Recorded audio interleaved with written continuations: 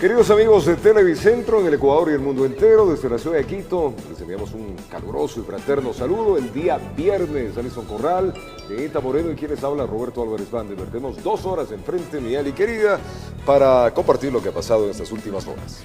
Robert y Anita, amigos televidentes, muy buenos días. Qué gusto poder compartir con ustedes en esta primera emisión del Comercio TV en este día viernes. Hace frío en la capital, así que por favor salga abrigado. La madrugada estuvo helada, hay lluvias dispersas en unos sitios de la ciudad, calzada mojada, hay que manejar con el cuidado del caso. Aquí iniciamos. Iniciamos contándoles que 2 personas fallecidas y 4 heridos fue el resultado de un accidente de tránsito registrado en el sitio Las Maravillas, en el kilómetro 90 de la vía San Plácido-Pichincha. Según informó la policía, una camioneta se volcó y cayó a un abismo. Entre las víctimas mortales está una bebé de apenas meses de nacida. Una mujer de 60 años y una niña de 8 fueron las víctimas mortales de un accidente de tránsito registrado en el sitio Las Maravillas en el kilómetro 90 de la vía San Plácido Pichincha en la provincia de Manabí. Una pérdida de pista en el cual una camioneta se fue al abismo y lastimosamente pierden la vida una niña de aproximadamente 8 años y una señora. Ellas se movilizaban junto a otras 4 personas que resultaron heridas en una camioneta que perdió pista y cayó a un abismo, ocasionando el fatal desenlace. Entre los heridos hay un menor de 1 año de edad.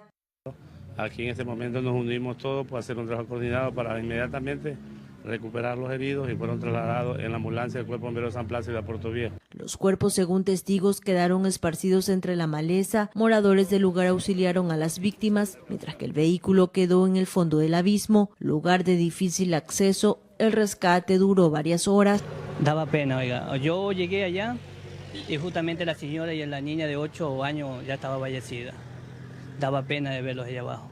Los cuerpos de las fallecidas, identificadas como Dalinda Ávila, de 60 años, y la menor Carla G, de 8, fueron trasladados hasta el Centro de Investigación Forense de Manta. Puede ser un cansancio físico, no sabemos. ¿Fue manifestado que había golpeado una baranda? Sí, primero golpea, dice, usted ve por la baranda que está de la cuneta. Inmediatamente al perder pista ya se conduce en sentido contrario y se va hacia el fondo de unos 55 metros. Para determinar las causas que provocaron el siniestro están siendo investigadas por agentes de la unidad del SIAC de la Policía Nacional. Desde la provincia de Manabí, informó Wendy Delgado. Los familiares de la joven herida tras la caída abrupta de un juego mecánico en la parroquia del Quinche presentaron una denuncia ante la Fiscalía para que se investigue el hecho y que cubran los gastos hospitalarios de la menor.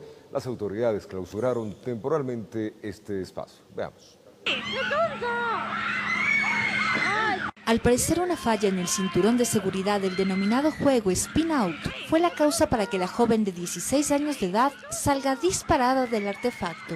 Hay una falla en el sistema hidráulico de seguridad del puesto M, lo que hizo que la niña salga lateralmente. Según su padre, la menor de edad, al terminar su jornada escolar, salió con unos amigos rumbo a este parque. Instantes después de prendida la máquina, la niña resbaló de su asiento intentando sujetarse por unos segundos, pero lastimosamente cayó sobre unas piedras y tierra. La comunidad rumoró que este era el primer día de funcionamiento del espacio. ¿Usted sabe si es que les cobraron incluso la entrada? Obviamente creo que sí, $1 por estudiante. Sin embargo, las autoridades aseguraron que el permiso otorgado para el funcionamiento estaba previsto desde el 15 hasta el 25 de noviembre. Es decir, el accidente ocurrió 2 días antes. El martes se hizo unas pruebas. Al parecer en esas pruebas se invitó a pasar a los jóvenes y es donde se produce el incidente. Tras los fuertes golpes, la joven está en terapia intensiva. Tiene varias fracturas en la pelvis, por lo que sus abogados presentaron una denuncia ante la Fiscalía para que se determinen responsabilidades. Se pague los gastos médicos, no solo en atención, sino en la rehabilitación hasta que se encuentre completamente recuperada. Este no sería el primer incidente similar ocurrido en la parroquia del Quinche. Que yo sé, por lo menos que me recuerdo, son como 3 que ha habido graves a sí mismo en años anteriores. Actualmente el parque de diversiones está clausurado, informó Sofía Vintimilla. Y a 106 días de prisión fueron sentenciados los policías acusados de torturar a un grupo de presos del Centro de Rehabilitación Social de Turín, Cuenca. Tanto la defensa como la Fiscalía no están conformes con la sentencia establecida por el Tribunal Penal. ¿Es la audiencia? Fue una sentencia de más de 100 días de prisión para 37 de los 42 agentes policiales, los cuales habrían incurrido en el delito de extralimitación en la ejecución de un acto en servicio. Bueno, hay una reparación integral, entre una de ellas es que la sentencia forma parte ya de la reparación integral, otra reparación que se ordene es directamente que el comando de policía tome acciones en torno a la capacitación en tema de derechos humanos. Todo se dio cuando los sujetos fueron acusados de torturar a un grupo de presos en el pabellón de mediana seguridad del Centro de Rehabilitación Social de Turi, en Cuenca. Esto en mayo del 2016. Hay 37 personas condenadas por un delito de extralimitación de funciones. Hay 4 personas que se absolvieron. El tribunal les declaró inocentes y una persona que no se dio a la resolución en virtud del estado de gestación en que se encuentra. Según lo que dicen abogados defensores de los policías, apelarán esta decisión. Vamos a apelar obviamente esta sentencia, pues consideramos que no guarda armonía la probanza dentro de la causa con lo que efectivamente se dijo dentro de una sentencia. No estamos de acuerdo obviamente con la sentencia, respetamos mucho la decisión del órgano jurisdiccional, pero nosotros consideramos de que se cumplen los requisitos del tipo penal, del artículo 151, hay una vulneración, un derecho humano a personas privadas de la libertad. Informó Julio César Saona. Mientras tanto, sobre esta sentencia, los policías acusados de extralimitación en la cárcel de Turi, la ministra del Interior, María Paula Romo, se pronunció. Esto dijo. Estamos revisando la sentencia, pero entiendo que esa es la definición y nos corresponde cumplir las órdenes de los jueces, depurar la institución si es que corresponde, porque si es que existe una falta, si es que existe un delito, pues lo que corresponde a la Policía Nacional es que esos servidores reciban la sanción que la ley da para estos casos y eso es lo que nosotros vamos a obedecer. Y una cámara captó un robo mediante la modalidad del bujiazo al norte de Guayaquil. El individuo aprovecha el instante en el que un conductor espera el cambio de luz del semáforo para cometer este delito.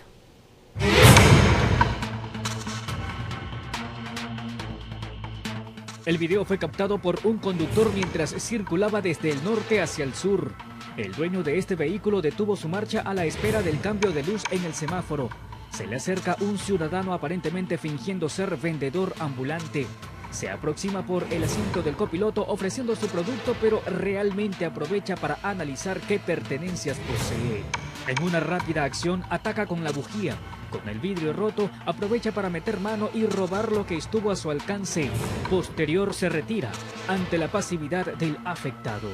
Podría iniciar una causa penal por haber adecuado su conducta a lo que se tipifica el artículo 189, segundo inciso del Código Orgánico Integral Penal.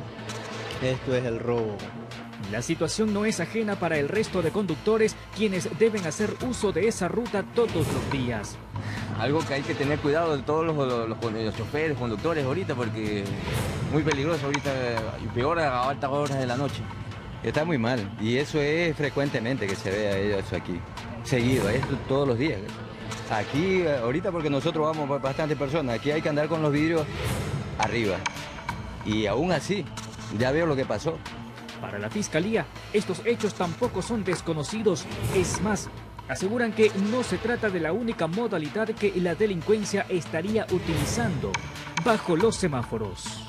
Al conductor le sorprenden haciéndole señas que algún problema tiene el neumático, entonces la persona se baja a ver de pronto qué pasó, si tiene la llanta baja, qué sé yo, y es sorprendido. O sea, son varias las modalidades que utilizan estas personas. En estos casos, por ejemplo, cuando no se utiliza la violencia, ¿se configura de otra manera?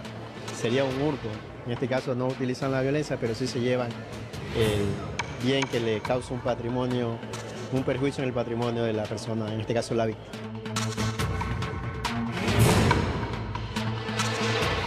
Informó José Morales. Son las 7 de la mañana, 4 minutos, 6:04 allá en Galápagos. La policía está tras la pista de los sujetos que robaron 2 personas que se encontraban hablando en celular en la vía pública. Este hecho fue captado por las cámaras de seguridad de este sitio y vemos cómo accionan estos pillos. Veamos. Circuló como pan caliente en las redes sociales. Se trata de este video donde se observa a 2 sujetos que van caminando por la calle. De repente se percatan que 2 hombres se encuentran en la vereda hablando por celular. Se acercan, sacan sus armas y proceden a robarles. E incluso se aprecia que uno de ellos le quita las llaves del vehículo que permanece estacionado e ingresa para llevarse lo que más puede. La Policía Nacional, dice el subcomandante del Distrito Metropolitano Guayaquil, coronel Carlos Vera, una vez que el video se hizo viral en las redes sociales, se dispuso a unidades especiales investigar el hecho. Por ahora se conoce que el robo se habría registrado en otra ciudad. Estamos investigando, al parecer no sería en esta ciudad. De igual manera, las placas del vehículo que se puede ver en este video pues no corresponden al vehículo que está estacionado ahí. Hay algunos asuntos que estamos todavía, las unidades especiales están tratando de determinar ciertas circunstancias para poder determinar dónde se produjo el hecho. Los afectados no han puesto la denuncia en la fiscalía. La policía está tras la pista de las víctimas y de los antisociales. Con medios técnicos se ha podido determinar más o menos dónde se inició este video, quién subió este video, y se está tratando de contactar con esa persona para que nos dé mayor información. Esta situación, dice la ciudadanía, sirve para tener mayor precaución cuando uno salga a la calle. Uno que hay que andar con cuidado, sobre todo en esta temporada. Tener precauciones, pues. Su teléfono, tenerlos guardados, o sea, uno mismo resguardar su seguridad. Que pongan más atención porque no tenemos seguridad. Andamos así como con peligro en la calle, pues. Informó Carlos Julio Gurumendi. Y un supuesto crimen pasional se perpetró en la parroquia Puerto Bolívar del Cantón Machala, en la provincia de El Oro. Un hombre de 60 años fue asesinado de varios tiros, presuntamente por el esposo e hijo de su pareja. La Fiscalía y la Policía investigan este nuevo hecho de sangre. Todo inició a las 20 horas en esa casa de la cooperativa Cristo Vive Uno, de la parroquia Pozorja, cuando un sujeto se acercó y tocó la puerta del señor Fabián Patricio Jama Arteaga. Él salió e inmediatamente empezó la discusión y el problema terminó en la calle. Él con el cuchillo en su abdomen y el otro señor huyendo por una de esas cuadras. Yo pensaba que era un ladrón, estaba saliendo de mi casa y yo veo el que estaba apuñaleado ahí, y era un vecino que estaba ahí en la piedra sentado. Tenía una herida porque dice que el cuchillo lo tenía bien enterrado. Pero ahí él mismo se sacó el cuchillo, estaba conversando ahí cuando estaba con vida el señor. Familiares y amigos le dieron los primeros auxilios y lo trasladaron inmediatamente hasta un hospital en Guayaquil, donde se confirmó el deceso de ese ciudadano de 30 años. Por ahora la DINASEG investiga el paradero de la persona acusada de este asesinato. Ha sido víctima de una persona por podría ser una revancha, una rencilla vinculada a temas de carácter sentimental. Existe un vínculo entre la víctima y el victimario de una tercera persona que sería justamente el conflicto de esta discusión, por un mensaje de texto que es lo que nosotros conocemos al respecto. Mientras que en ese populoso barrio la mañana y tarde de ese miércoles, solo conocían que su vecino se encontraba herido y la visita de algunos policías y también de los medios de comunicación le confirmaban que había perdido la vida y estaban sorprendidos. No se ha escuchado nada, ni se ha visto, como le digo, pues estaba oscuro ahí, no se ha visto. Después que se escuchó de que había un herido, llegaron a auxiliarlo ahí, de pronto un carro lo mandaron en el carro para su centro. Tranquilo, no se metía con nadie, daba la mano a cualquiera quien le pedía un favor. En ese barrio se respira un ambiente de luto por una muerte violenta que se habría originado por mensajes y llamadas, presuntamente hacia una mujer ajena, informó Charlie Pisa. Una organización familiar dedicada al expendio de droga, esto allá en Sangolquí, fue desarticulada durante un operativo realizado por la Policía Antinarcóticos. 6 personas ya fueron detenidas. Tras 60 días de investigaciones, la Policía Antinarcóticos logró desarticular una supuesta organización familiar que se dedicaba a la producción y distribución de droga en Sangolquí. Se dedicaban al expendio y comercialización de sustancias sujetas a fiscalización, específicamente cocaína y marihuana. 2 viviendas fueron allanadas durante el operativo. La una estaba ubicada en el sector de San Pedro de Taboada y la otra en Fajardo. Los antisociales tenían todo muy bien organizado para la distribución de la droga. La primera vivienda estaba acondicionada para la elaboración de diferentes tipos de estupefacientes.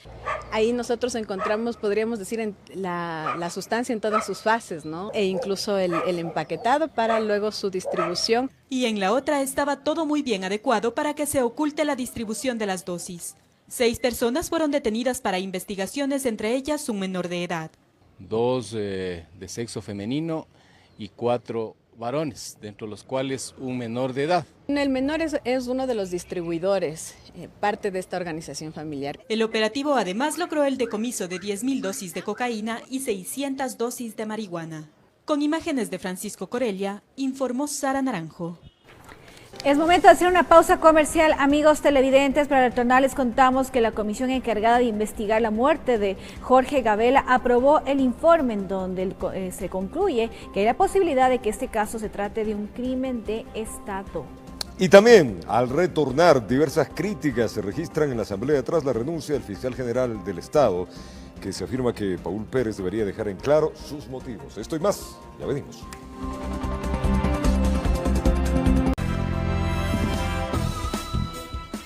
Continuamos con más información. Les contamos que con 6 votos a favor y una abstención fue aprobado el informe por una comisión legislativa que investigó el asesinato del general Jorge Gabela ocurrido en el 2010. El documento concluye que hay la posibilidad de que este caso se trate de un crimen de Estado. A las 2:30 de la mañana de este viernes, un informe de 59 páginas revisado y modificado en más de una ocasión fue aprobado por la mayoría de la comisión multipartidista. En sus páginas recoge el trabajo de esta mesa legislativa en la que fueron convocados más de una treintena de funcionarios y exfuncionarios para que den sus versiones sobre el asesinato del general Jorge Gabela y también el proceso de adquisición de compra de los helicópteros DRUV. La relación de la muerte de Gabela con los DRUV es una hipótesis establecida por el perito Mesa en el peritaje. Esa es la base del informe del perito Mesa. Por esa razón, nosotros en el informe pedimos a la Fiscalía General del Estado que cumpla con su compromiso de traer al perito Mesa para la elaboración del tercer informe. Entre las conclusiones se destaca la posible existencia de un crimen de Estado y también la solicitud a la Unidad de Análisis Financiero para que investigue los bienes y movimientos financieros de alrededor de 70 personas, entre ellas el expresidente Rafael Correa. Es importante que todos quienes estuvieron inmersos en este proceso pueda la UAFE realizar investigaciones patrimoniales y de movimientos inusuales en sus cuentas para determinar si es que alguno de los miembros de este comité tuvo un incremento patrimonial o de movimientos financieros no acordes con su verdadera capacidad. Sin embargo, la asambleísta Marcela Guiñaga cuestiona el informe. En el informe las conclusiones y las recomendaciones, muchas de ellas no están sustentadas. Parecería ser que simplemente la posición de uno u otro legislador que quiere que se vea reflejada así.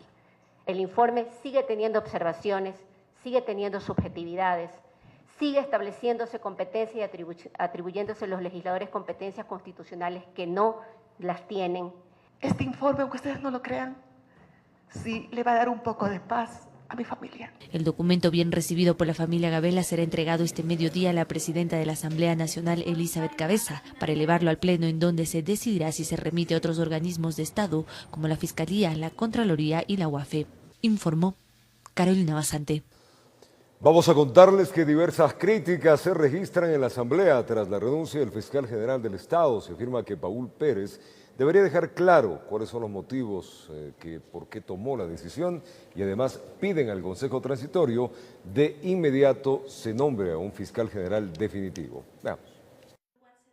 En la Asamblea hay sorpresa y molestia tras el anuncio del fiscal general de presentar su renuncia al cargo. Acá aseguran que Paul Pérez Reina le debe una explicación al país. Tomo con sorpresa la renuncia del señor fiscal y espero efectivamente que sean motivos personales y que no haya estado recibiendo presiones.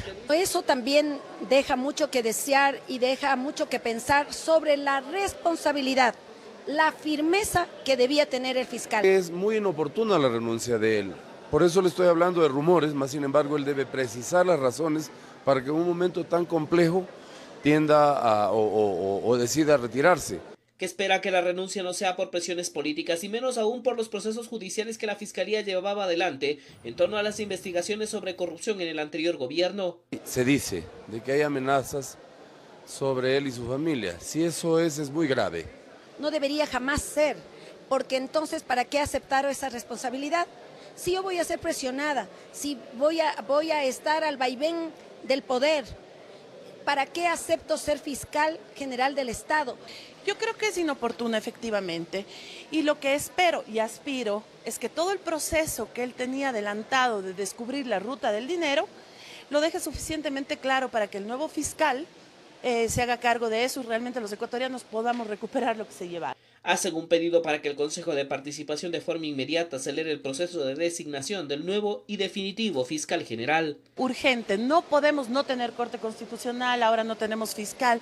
¿Qué está pasando con las instituciones? Que pongan mucho ojo el Consejo Transitorio en escoger personas que actúen sin favor, que actúen sin temor y que estén ahí al frente asumiendo su responsabilidad de principio a fin, sin importar las consecuencias. Que esperan que esta decisión de Paul Pérez no frene las investigaciones que realiza la Fiscalía en torno a sonados casos de corrupción que están en sus manos. Informó Javier Gallo. Y las renuncias del fiscal general y del director del Centro de Inteligencia Estratégica generaron reacción en la ministra del Interior, María Paula Romo. Expresó que son decisiones personales que no deben afectar las actividades de los organismos que dirigía. Para la ministra Romo, la renuncia de un funcionario, en este caso el exfiscal Paul Pérez Reina, no debe entorpecer los procesos pendientes, mucho menos paralizar las actividades. La dimisión fue confirmada por el Consejo de Participación Ciudadana. Confiamos en que la institución, más allá de las personas, la institución Fiscalía General pueda seguir avanzando con los delicados casos. Al ser consultada sobre la renuncia de Jorge Costa, director del Centro de Inteligencia Estratégica, y la posibilidad que su reemplazo sería un ex colaborador cercano del expresidente Correa, aseguró que este gobierno no persigue ni espía a ningún político. La experiencia de la SENAIN no se va a repetir, no se va a permitir bajo este gobierno. El coronel en servicio pasivo Mario Pazmiño horas atrás denunció de supuestos intereses para que el CIE sea dirigido por alguien muy cercano al exmandatario Rafael Correa. Había información con relación al señor Santiago Rosero, un exfuncionario de la UCSI, que estaba siendo promocionado por algún asesor de gobierno. De ahí el temor que el Centro de Inteligencia sea utilizado como botín político para perseguir a opositores. Lo más grave es exactamente con relación a la señorita o señora Gabriela Nava, mexicana, que quiere venir a asesorar a la Secretaría de Inteligencia. Y a mi criterio, siendo ella mexicana, que estaríamos poniendo en riesgo la seguridad nacional.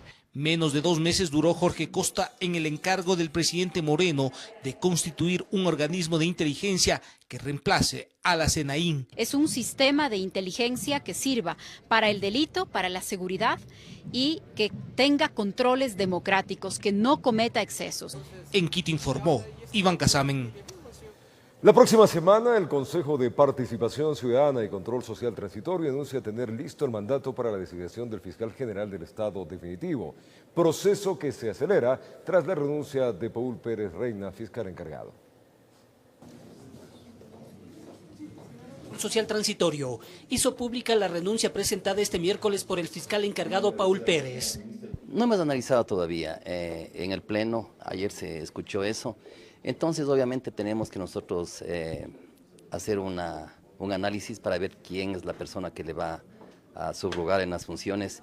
Pérez, en parte del comunicado, señala que su decisión responde a que pretende ser parte del programa para el mejoramiento de la capacidad institucional para combatir el tráfico ilícito de sustancias catalogadas como sujetas a fiscalización y el crimen organizado transnacional. Con la salida de Pérez, el transitorio estaría siendo literalmente presionado para designar al fiscal definitivo. Y ya estamos nosotros ya preparando, está casi listo el mandato para el concurso para el fiscal definitivo. Entonces yo creo que ya la próxima semana tal vez ya tengamos el mandato. El mandato es el que determina cómo va a ser el proceso. Como es un concurso abierto, todo ahí vendrán los postulantes. No son ternas. Prefieren no ponerse plazos. Pero es difícil tener un tiempo límite porque a veces hay impugnaciones, la cantidad de seleccionados. Aquí saben que la Fiscalía General del Estado no puede quedar en acefalía.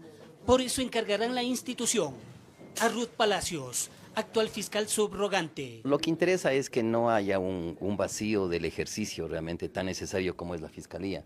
Entonces, en ese sentido, nosotros también trataremos de hacerlo más rápidamente el concurso, claro, respetando todo el debido proceso. Este viernes analizarán el comunicado y aceptarán la dimisión de Pérez, quien estuvo en el cargo desde el 2 de mayo de este año, nombrado por el Consejo de Participación Ciudadana y Control Social Transitorio, en reemplazo de Carlos Vaca, quien fue censurado por la Asamblea Nacional. Informó Héctor Romero. Y con el voto de 11 asambleístas, la Comisión de Fiscalización recomienda que el juicio político contra el ex procurador Diego García pase al Pleno de la Asamblea Nacional sobre la base de la solicitud propuesta por la legisladora Mae Montaño.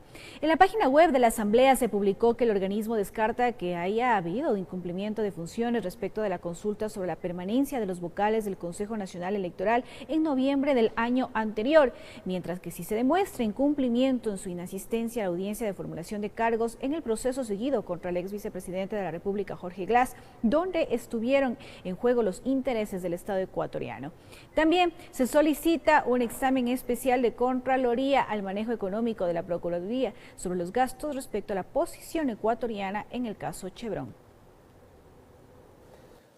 Muchísima atención, este día viernes se conocerán los nombres de los 5 vocales definitivos y sus respectivos suplentes para el Consejo Nacional Electoral. Esto como parte del proceso de selección y designación de los candidatos que se sometieron a la audiencia pública de oposición.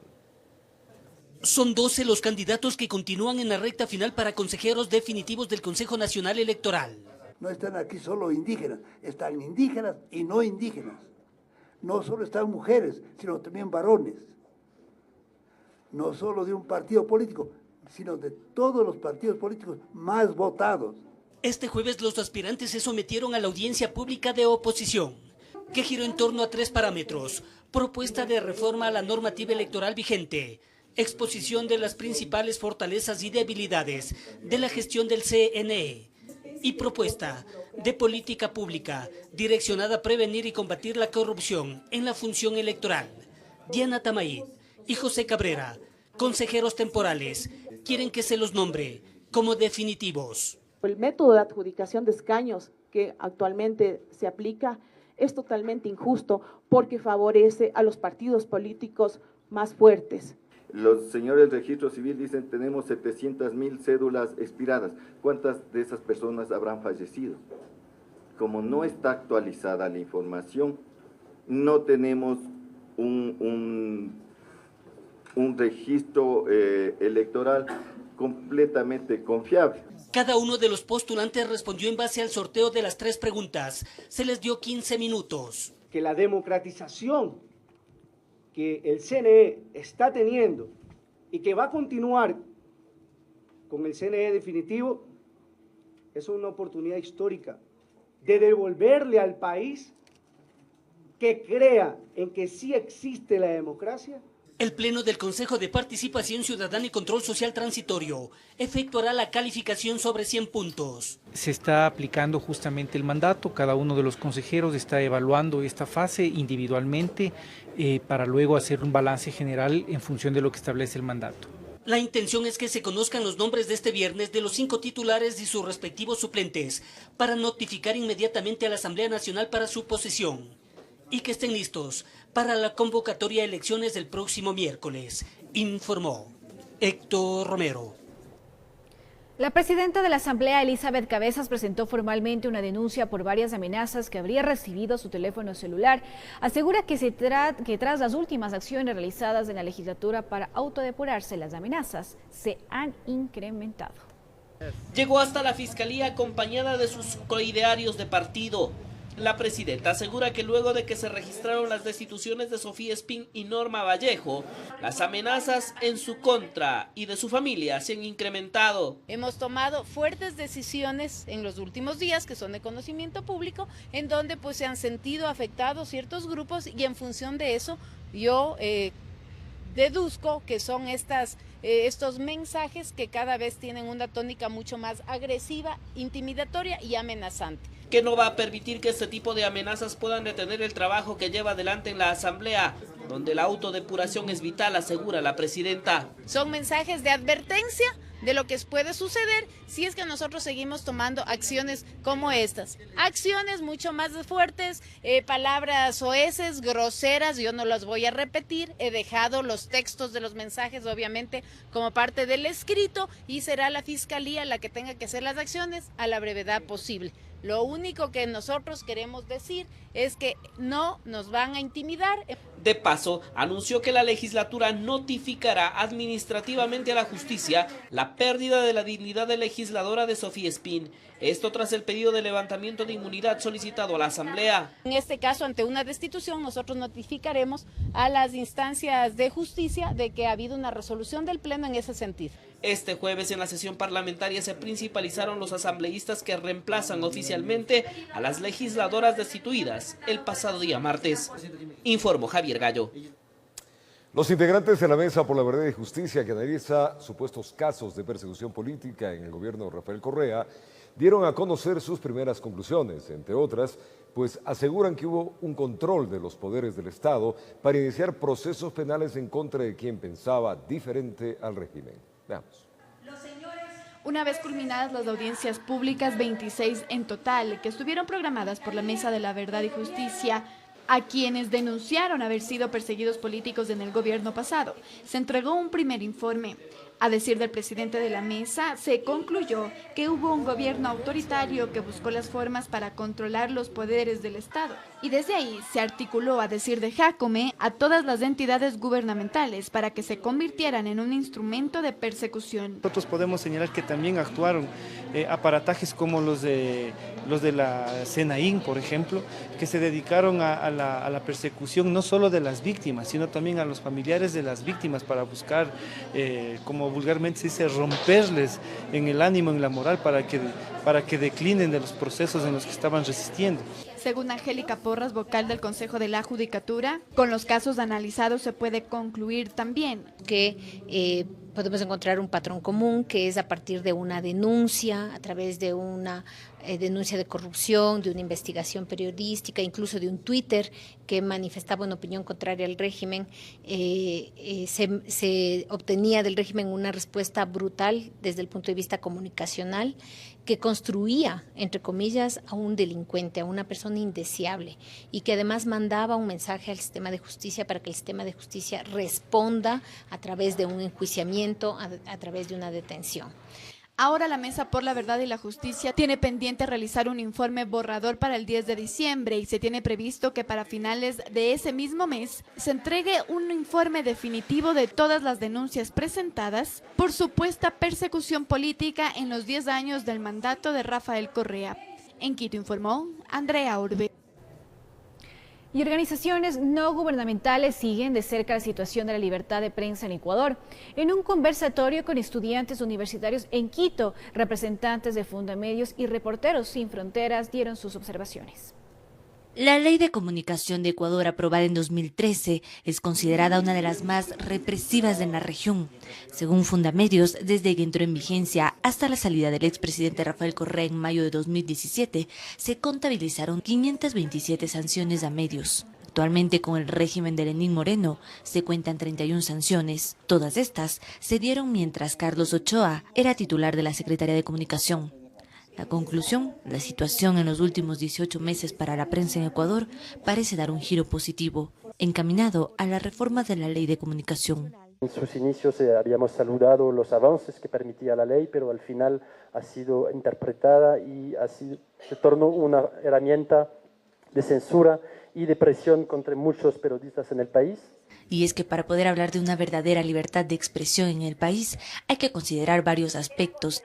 Ahora que estamos ya en la segunda etapa del debate de las reformas a la Ley de Comunicación, hemos visto que todavía existen ciertos nudos críticos que es importante abordar para que la ley cumpla con lo que dictaminan los estándares internacionales. Por otro lado, Ecuador no ha sido considerado uno de los países peligrosos para ejercer el periodismo, pero el asesinato a los trabajadores de Diario El Comercio a inicios de este año puso sobre la mesa la necesidad de seguridades para quienes ejercen este oficio. La ausencia de tal mecanismo en Ecuador le llama la atención, sobre todo después de este episodio terrible. Creo que falta una voluntad política. Aunque los cambios son positivos en el último año y medio, aún hay mucho camino por recorrer, y dentro de esto también implica la consideración de los nuevos riesgos que corren los trabajadores de la comunicación en la era digital, pues cada vez son más frecuentes y más violentos los ataques a través de redes sociales. Informó Carolina Basante. Son las 7:35 de la mañana, 6:35 allá en Galápagos. Es tiempo de contarles que los vocales del Consejo de la Judicatura Transitorio derogaron 2 códigos que fueron duramente criticados por la opinión pública y que, a decir de juristas, era una copia de la legislación puertorriqueña. Los mismos habían sido aprobados el pasado 8 de noviembre. Le contamos. Tras una reunión realizada por las múltiples reacciones que se generaron con la aprobación del Código de Conducta y el Código de Ética Judicial, desde el Pleno del Consejo de la Judicatura Transitorio, se derogaron estos 2 documentos. Previamente, representantes del Colegio de Abogados acudieron hasta las instalaciones de la entidad y ahí expusieron su descontento. Primero, que es un código, en lo formal jamás se nos comunicó, nunca se socializó, no se tomó en cuenta ni al gremio, ni a la academia, ni a las autoridades judiciales para poder sacar esto. Los códigos fueron aprobados por el Pleno del Consejo de la Judicatura Transitorio el pasado 8 de noviembre. Fueron duramente criticados y darían cuenta de que, por ejemplo, el código fue una copia exacta de la legislación de Puerto Rico. Fue un copy-paste que ni siquiera se leyó bien, ni siquiera hubo la adecuada revisión para darse cuenta que estaban incluyendo figuras que no tenemos en nuestro sistema. Nosotros no tenemos sistema de jurados. Además, en el documento se señalaban las conductas que los abogados debían tener con sus clientes. Por ejemplo, no mantener relaciones sexuales a menos que se haya consensuado previamente. La forma en que está redactada esa parte es totalmente inadecuada porque da a entender que fuera posible tener relaciones no consensuadas, y las relaciones no consensuadas son un atentado a la libertad sexual. Por tanto, eso no solo que está mal pensado en términos de fondo, sino también de forma. La redacción es absolutamente inadecuada. Para Porras se debería reconocer que hubo un error por parte de las autoridades que aprobaron dichos códigos. Entonces, a mí me parece que no debió aprobárselo, y me parece que los 3 vocales del Consejo de la Judicatura que lo aprobaron tienen que asumir su responsabilidad sobre esto y no solamente revocarlo o derogarlo. La propuesta del gremio de abogados es que, en caso de querer elaborar un nuevo documento, se conformen mesas de trabajo con los profesionales del derecho. En Quito informó Andrea Orbe.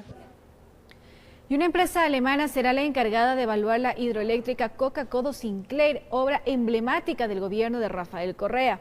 Así lo aseguró el ministro de Hidrocarburos, Carlos Pérez. Los costos de dicha evaluación correrán por parte de la empresa china Sinohydro, que estuvo a cargo de la construcción de esta obra. Tras el informe preliminar presentado por la Contraloría, donde se detalla la existencia de considerables daños estructurales en la construcción de la hidroeléctrica Coca-Codo Sinclair, el ministro de Hidrocarburos, Carlos Pérez, confirmó que una empresa alemana realizará una inspección a la mega obra del gobierno de Rafael Correa. Inmediatamente ya la empresa TV ha sido contratada para que vaya a analizar técnicamente. Es una empresa que viene de Alemania y empezará los primeros días de diciembre ya a hacer esa evaluación. Además, aseguró que los costos de reparación de las más de 7.000 grietas de hasta 38 centímetros que existirían en la hidroeléctrica serán cubiertas por la empresa Sinohydro, a quien se le adjudicó el contrato de construcción. No nos va a costar nada a nosotros, esa es obligación de la contratista. Sinohydro tiene que pagar esos costos. Nosotros hemos seleccionado la empresa y es por cuenta del contratista. Pérez también informó que Ecuador todavía tiene garantías pendientes con Sinohydro y que se está negociando una nueva garantía por los trabajos en la obra. Lo que nosotros hemos hecho es hablar con la empresa para que nos emita una nueva garantía por 10 años. Estamos discutiendo los términos de esa garantía. La empresa ya ha dado su aceptación. Mientras tanto, el asambleísta Esteban Albornoz, que fue ministro de Electricidad durante el gobierno de Rafael Correa, aseguró que el problema de las grietas se debería a la soldadura. Hay fisuras y es el problema de la soldadura. 7.800, pueden haber más, y lo digo, porque es la soldadura la del problema. Entonces yo puedo decir 7.800, capaz que 10.000. O sea, no está en el tema de cuántas fisuras se encuentren y en el número, porque eso escandaliza. Es el problema de solucionar el tema de las soldaduras. Informó Edison Saavedra. Es tiempo de contarles que los transportistas de Imbabura cerraron la Panamericana Norte desde la parroquia González Suárez, allá en Otavalo, hasta el sector de La Mascarilla. Durante esta jornada de protesta no se registraron enfrentamientos con la fuerza pública y en horas de la tarde llegaron a un acuerdo con las autoridades de la provincia y la medida de hecho quedó suspendida. ¿Por qué protestaron? Le contamos. Así amaneció la terminal terrestre de Ibarra. El motivo, la paralización del transporte público, interprovincial, intercantonal y el gremio de taxistas de Imbabura, quienes se acogieron a esta medida de hecho por varios pedidos que tienen para la Agencia Nacional de Tránsito. Que se archive o se vete por parte del señor presidente de la República estas reformas a la ley de tránsito que se vienen tramitándose en la Agencia Nacional, porque creemos que esta ley que fue creada desde el 2008 es una ley sancionatoria, es una ley recaudadora. El tema de la informalidad, Uber, Cabify y Citaxi, que viene afectando al país entero. Durante esta jornada, dirigentes de la transportación de Imbabura indicaron que no se registraron enfrentamientos con la fuerza pública. Sin embargo, la dificultad en el traslado de los ciudadanos a los diferentes destinos de la provincia fue evidente. No, más bien agradecerle a la Policía Nacional, a las Fuerzas Armadas que están aquí dándonos la seguridad correspondiente y necesaria. Nosotros tampoco estamos dañando ni la propiedad pública ni privada, no estamos causando ningún tipo de vandalismo. En horas de la tarde se dio a conocer que Óscar García, presidente de Transportes Unidos, recibió un acta por parte de las autoridades comprometiéndose a una próxima reunión con el ministro de Transporte y representantes de la Agencia Nacional de Tránsito. Si es que ellos tienen alguna demanda frente a esta ley que está en discusión, que no ha sido aprobada, es a la Asamblea donde deben ir. Eso por un lado. Y por otro lado, el principal líder de este paro es el gremio de taxistas. Los taxistas no son regulados por la Agencia Nacional de Tránsito, son regulados por los GATS municipales. Por lo que se suspendió la medida de paralización. Con realización de Andrea Cañar, informó Javier Rosero. Y más de 2.000 indígenas bloquearon la vía E35 en el cantón Salcedo, allá en Cotopaxi. Los dirigentes advierten que es una medida preventiva para que las autoridades le den respuestas a temas como el precio de la leche, la no utilización del suero, el recorte presupuestario a las universidades, entre otros aspectos. El bloqueo duró cerca de una hora. Veamos. Como una medida preventiva, calificaron los indígenas en Cotopaxi las movilizaciones y el bloqueo de la vía E35 en el cantón Salcedo. ¡Abajo el suelo! El 15 de noviembre es un inicio. Levantar mayores, chicos y chicas, señoritas, todos por una causa justa. El precio justo de la leche, la no utilización del suero, la redistribución del agua y otros temas son las propuestas de la mesa del diálogo. Las propuestas hemos dejado hace un año, no es de ahorita, compañeros. Hay que empezar un proceso de redistribución del agua. Para hacer esta vía, la E35, había un compromiso, ¿no es cierto? ¿Cuál era el compromiso? Que debían dejar con los pasos, ¿no es cierto? Con los pasos peatonales o que pasen los vehículos. ¿Por qué? Porque si no, cada semana hay desgracias en esta vía grande, ¿no es cierto? Los usuarios de la vía fueron los afectados por esta movilización, que bloqueó la vía cerca de una hora.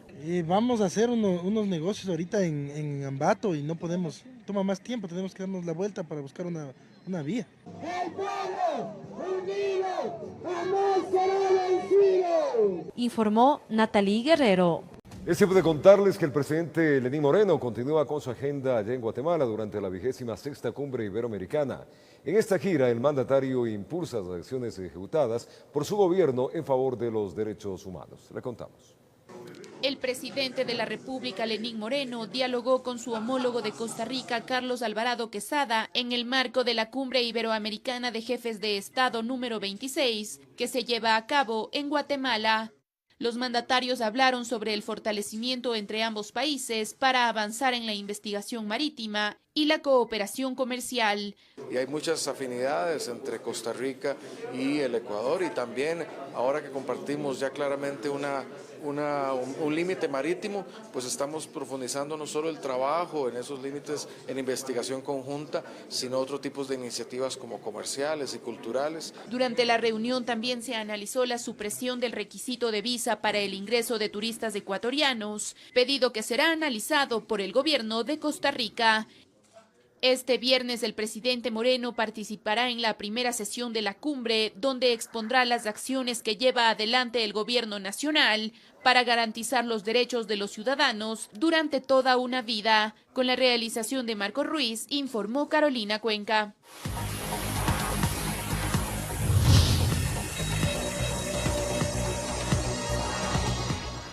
Y el Cuerpo de Bomberos de Quito realiza inspecciones previas a los establecimientos comerciales que deseen iniciar su funcionamiento.